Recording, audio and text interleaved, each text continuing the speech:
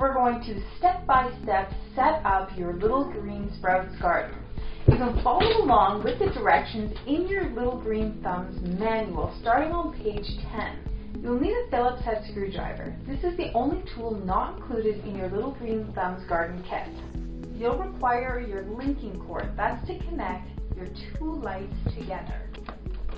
You'll need your timer for the very end. You'll require your light strip hangers, which are these to hang your lights on. You'll require your stand, and of course you'll require both of your. Next, we're going to step-by-step set up your Little Green Sprouts garden. You can follow along with the directions in your Little Green Thumbs manual starting on page 10. You'll need a Phillips head screwdriver. This is the only tool not included in your Little Green Thumbs garden kit. You'll require your linking cord, that's to connect your two lights together. You'll need your timer for the very end. You'll require your light strip hangers, which are these to hang your lights on. You'll require your stand, and of course you'll require both of your lights. Let's get started. The first thing you'll set up in your garden will be your stand. So when you open your stand box, you'll see it comes in parts with feet, support poles, with the arms, and it also comes with a set of O-rings and a set of end caps.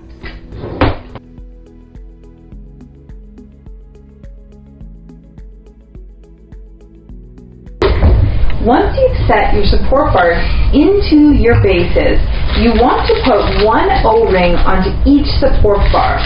Now be very careful with this as the tops of the support bars can be sharp.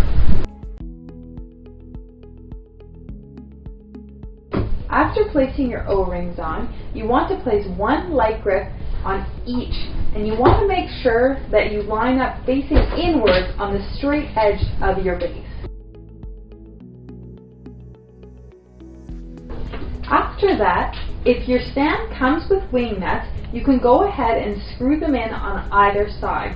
Some stands do come with the wing nuts, some don't. Either way, your garden will always slide up and down based on where the O-ring sets.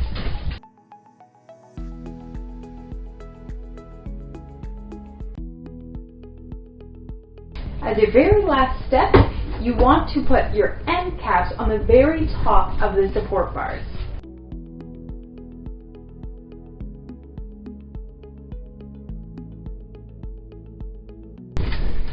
And there you have it, you have the first part of your stand set up. The next step in your stand setup is to connect your light strip hangers onto your light grips. And so you have a pair of light strip hangers. You will also have these metal hangers that come with your kit. You actually won't use these for your Little Green Sprouts garden. You would use these if you were going to hang your light strip hanger from another independent hanger. So you can put these off to the side. So you have your two light strip hangers, and you'll notice there are two screws that come with your hangers. You're going to need those, so make sure you set them aside. Your first step is to snap your light grip into the middle part of each light strip hanger.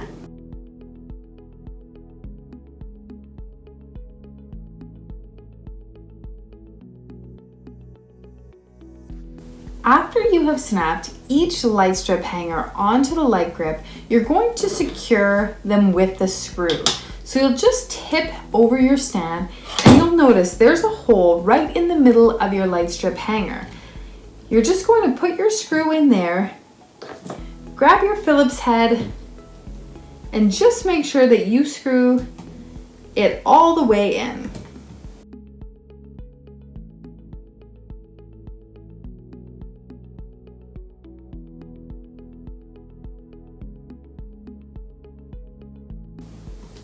Once you have your light strip hangers secured, it's time to unpack your lights.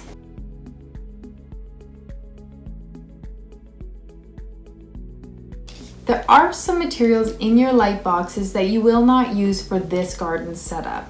You will only need your light bulb and the reflector and your ballast, so it all comes as one. You'll also notice that there's a blue film on the inside of your light reflector. You're going to want to make sure to peel that off before you go any further. After you've removed the blue film, you might want to remove the light bulbs from the ballast and the reflector in order to have more movement as you're clipping them on to your light strips. To do that, you simply rotate the bulb until the pins on either side of the bulb match up with the socket, and then you simply pull it out. Make sure you set these lights aside and out of the reach of children. These are fluorescent lights. They're very high energy, high efficiency, they're safe for the classroom, but they do contain a small amount of mercury like any fluorescent light. So you want to make sure they don't get jostled or broken. If they do break, you want to make sure that you do contact your Little Green Thumbs coordinator, but make sure that you contact your custodial staff in your school right away. Now it's time to connect your lights to your stand. So you're going to connect them into the light strip hangers. You'll notice on the bottom of the light strip hangers, it says T5, T5, T5. That's where you can attach a T5 fluorescent light, such as the ones you're using. You're going to use the very end attachment points on either side, so the very far edges. Now, there's another thing to keep in mind when installing these lights. Each end of your light has a different socket, and when you're installing them, you have to ensure that the sockets are staggered. You'll have one socket that has one round end and one flat end, and one that has two round ends. You want to make sure if you have one side that has two round ends, the other side of the light strip hanger should have one round end and one flat end, so it should have the opposite. This will be important when you're connecting your linking cord. So go ahead and just snap these lights into place.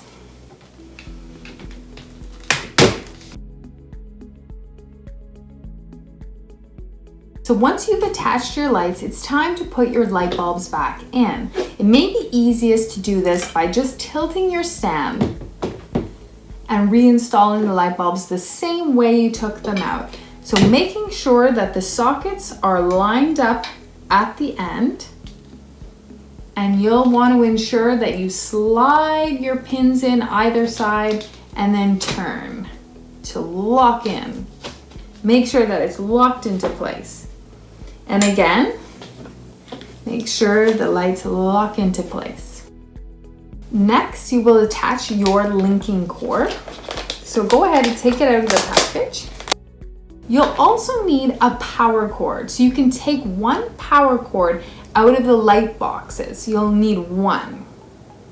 And you want to consider where you're going to set up your light, because your power cord will have an end that has two round ends. So locate one of those sides on your garden and make sure that that is the side that's closest to your power outlet. So in this case, we're going to choose this light and connect our linking cord on the other side, opposite side as the power cord.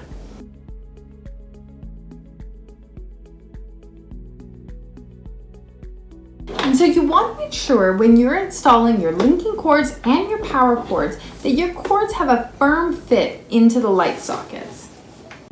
Now, to turn your light on and off, there's a switch at the side. More importantly, you will be using a timer to set your lights.